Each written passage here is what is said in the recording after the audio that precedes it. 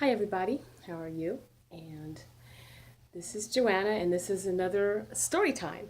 And I'm deciding to put these videos on YouTube. I've seen a lot of millennials put story time videos about some of their life experiences. I'm from the Generation X, but that doesn't mean that I do not have stories of my own to share. So I hope to upload at least maybe several if not a dozen of these videos. And if you have any ideas or any stories that you would like to hear, let me know. You can post in the comments below. This first story that I'm going to tell you is about the time that I was stalked by somebody in a car. And this stands out to me because at that point, I thought that my life would be in danger. So this story took place when I was a senior in high school. I think it was the last semester, and it took place during the winter. So, to give you a little background, first I'll give you some topographical background. I had started running when I was in high school, and I had a particular route that I would take.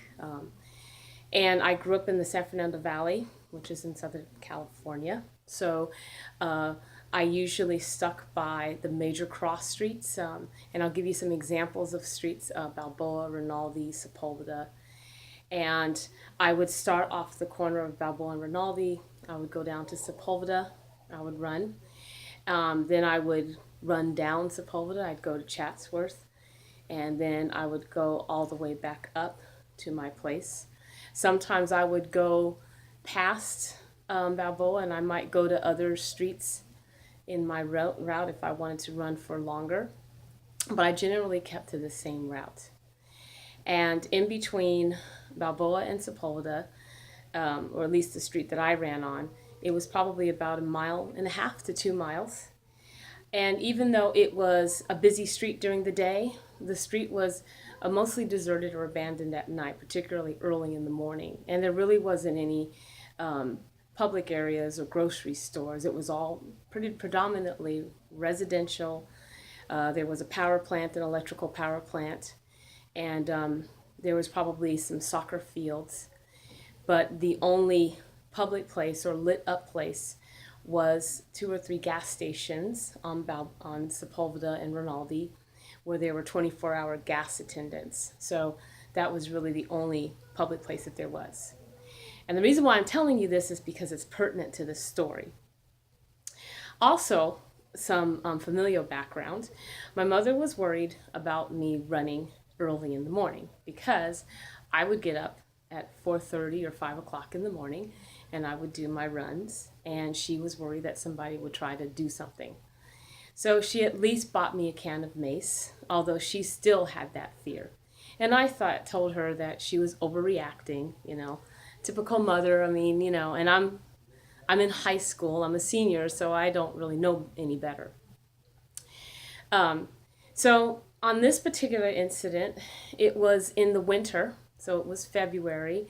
The days were shorter, and I woke up in my usual 4:35 a.m. time, and I began running. And I started my route from Balboa and Rinaldi, and I was going to go to Sepulveda and go down another street and come back. So as I was running, the streets were, like I said, they were mostly deserted. There may be an occasional car, but because it was early in the morning, there was nobody out. Sometimes people delivering newspapers would drive by, and that happened before. And so this particular car pulled up. I was going, let's say, eastbound on the sidewalk, and I saw this car pull up, and I figured it was somebody who was working for, the Los Angeles Times, and they were dropping off newspapers. The car that pulled up was a Datsun. They don't even make Datsuns anymore. It was actually a pickup truck with a camper, and it was an off-white, almost like a beige color. It also had a diesel engine because I could hear this distinct idle of the engine as the truck pulled up alongside the curb. And I figured, oh, he's just he's working the paper route. He's going to drop off the papers at the different residential homes that I'm running by, and then he's going to be on his way. But instead, the truck pulled beside me or along the curve, hesitated, and then kind of drove off. I had this distinct feeling that the person was checking me out. I wasn't sure. There was a little bit of fear, but I thought, well, maybe I'm just mistaken. A couple of minutes later, I'm running, and he does it again. All of a sudden, I hear the truck do a U-E or a U-turn. I could hear that distinctive motor, and this time he was on the opposite side of the street. So if I'm running eastbound, he's on the westbound lane, and he pulls alongside, kind of stops for a few seconds, and I got the distinctive feeling that the driver inside of the truck was checking me out. I don't know if you've ever had that feeling that somebody's staring at you. It's not like I could see him. Even though I could make out the make and model of the car, I couldn't see the driver inside, but I just had that distinctive feeling that he was checking me out. And then he drove off again. I continued running. I figured, oh, he's just, I've been hit on by guys before. Guys have pulled over before. They've tried to holler at me, or they've tried to, they think they can get my attention, that type of thing. So I just ignored it. And I continued running. In my mind, I knew that I wasn't going to hit any public areas or places where there would be people until I got to Sepulveda, or as I just called it, the freeway, because there was the 405 freeway that crossed at that point. And I knew that there were 24-hour gas attendants there. And in my mind, I'm thinking, okay, I just need to get to those gas attendant stations and then I can be safe. I also have to remind you that I was in high school, so I was pretty naive. I didn't think about maybe going home, or didn't think about stopping or calling my mom or anything like that. So, like I said, I was in high school. I didn't really know any better. But continuing the story, I'm jogging, I'm running. This guy comes around again 5 minutes later. Literally 5 minutes later, he had turned down the street, came back up that street, made a left turn, and now he's pulling alongside me again. This time he's pulling up to the curve, on the eastbound curve of the sidewalk that I was running on. So he would be pulling alongside me. I darted across the street, tried to get away from him as far as I could. As I turned around, I saw him get out of the car for a minute. I could tell that, even though I couldn't see his face, I could tell he was a white guy, maybe slender build. But other than that, I couldn't tell anything else. And the man got back in the car, revved up the engine, and he begins following me again. So this continued for a good 10 minutes maybe. It takes me about 10 or 15 minutes to get to the Sepulveda area. I'm starting to get more apprehensive. I'm thinking, okay, what is this guy up to? But I'm not at that point where I think he's really going to do anything, or I'm not at that point where I really feel like I'm in danger. I hit a halfway point, and that's when there's no more residential streets. It's just all football fields, and there's the electrical power plant, which is guarded by this huge fence on one side of the street, and there's nobody out, okay? And I'm thinking, all right, I'm halfway there. If I can just get to Sepulveda Boulevard, to the freeway where the gas stations are, I can run in, I can tell the gas attendant what's going on. I'm halfway there, that's what I'm thinking. And I am getting more scared. I'm getting a little more apprehensive. The man pulls up. There's another car that comes down the street that I had just crossed the intersection. And I think it was an Oldsmobile.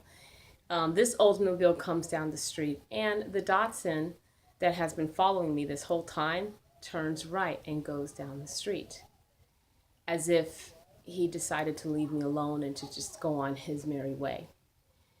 But for some reason, even as I continued running, and it was probably a good couple of minutes, he just drove down, I had this feeling that he was trying to he was trying to play off as if he was just going somewhere else so that the people in the other car would not be suspicious. And I was right. As soon as the Oldsmobile drove off and was out of sight, his car came right back around, came all the way back up the street, turned back on Rinaldi, and was once again following me. So my suspicions were right. I literally had that intuition that he was going to do this, and I was right on. But I still didn't say anything. Had my little mace and my keychain, and I was trying to show it to him as if that was going to do anything. This was how naive I was. I mean, I held it out while I was running as if that was going to stop him, or as if he was going to become scared because I showed that I had mace. I was in my mind, in my naive teenage mind, trying to show him that I wasn't scared of him. It was very stupid, but it was very true. Anyway, he continues to follow me. And he's still making U-turns. He's trying to pull up alongside me. I'm trying to run across the street every time he comes up the side beside me. And I'm becoming more apprehensive, more scared any moment. And I'm starting to think he could try to do something. I'm not sure. I didn't know what to do. And at the time, I didn't have a cell phone, so it wasn't like I could call my mom or anything. And I didn't know if I should, there was nobody I could talk to. I kept looking at all the streets. There was nobody on the street. There was nobody walking their dogs. There wasn't anybody doing a morning jog like I was. There was literally no other cars on the street. It was just this one Datsun that kept following me and trying to stalk me. And so I kept counting down the feet that I was running. I've got to get to the freeway where the gas stations are. I've got to get there. And I was probably about maybe 3 blocks away from the freeway where the gas stations were. I'm almost there. And by this time, this man in the Datsun is starting to shout to me, and he's saying, "Hey, come here, come here, come here." He's even banging on the side of his car. "Hey, come here." So he does a U-turn. By this time, I was still heading eastbound. I had crossed over on the other side of the street, and I was running on the sidewalk, and I was coming to a side street, when you step off the curve and you cross the side street before you continue. He pulled his truck, went past me, and he actually parked right in front of the pathway I was on, right in front of my jogging path. So he literally tried to block my way. He was probably a good 50 feet from me, or, that type of thing. He literally parked where the side street was. He literally pulled right there in front of me, in front of the path where I was running, to block my path. And when he did that, that was the first time that I felt that my life was in danger. I had this one thought in my head, and it was, if I didn't do anything, I was not going to make it to the freeway. I literally felt like if I did not try to do something, or if something didn't give, he was going to do something. He might try to grab me. He might try to pull me into the car. I might become a statistics. And I had real fear for the first time. And of course, I darted across the street as fast as I could. And I'm thinking, I have to do something, because he wasn't going to leave me alone. He continued to, even there, he continued to kind of pull around, and he was trying to talk to me, and he was trying to shout at me. And so I remembered something from a self-defense class. Yes, I took a self-defense class with my mother 2 or 3 years prior. The instructor who held the self-defense class had told us that if we ever found ourselves in a dangerous situation, to scream or yell or to act crazy. Usually the person who's trying to stalk you does not like attention. And at this point, I hadn't said anything. So I was like, okay, I don't like to curse. I don't like to do this, but I have to do it. So at that moment, even as I was running, I started screaming at the top of my lungs. I started calling him all kind of mofos. I said, "You SOB, leave me the F alone and get out of here, you little mofo," or what. And I was just cussing and screaming and cussing at the top of my lungs. And I just went off this tirade for a good like 30 seconds or however it was long. And he was like, "Fine, I'll leave you alone." And with that, when I said that, he took off. He turned down this other side street, and I never saw him again. So, right after I made a noise, and I screamed at the top of my lungs so that other people would hear me and everything. So, I never saw him again. And what was interesting, and it was also stupidity on my part, but I'd say about a minute later, just when I got to the freeway, a cop car a cop car drove by. Why I didn't flag down this police officer, I don't know. I should have. I know, stupidity on my part, but hey, I was a teenager. I didn't know any better. But the incident shook me up a lot, obviously, because I still remember it. And it even affected my dream. I had this really weird dream that night that he actually broke into the house and French kissed me. It was an awful dream. But I never saw this man again. And I continued with my run. I continued with my exercise. And I later told people at work and, told my parents about it. But yeah, it was pretty scary because it was the real first time that I actually felt that something could happen to me. I don't know if I felt like my life was going to end, but I did feel like I would not make it out of there unscathed if I didn't do something. Like I literally felt like I might end up being kidnapped or that he was going to try to rape me or something.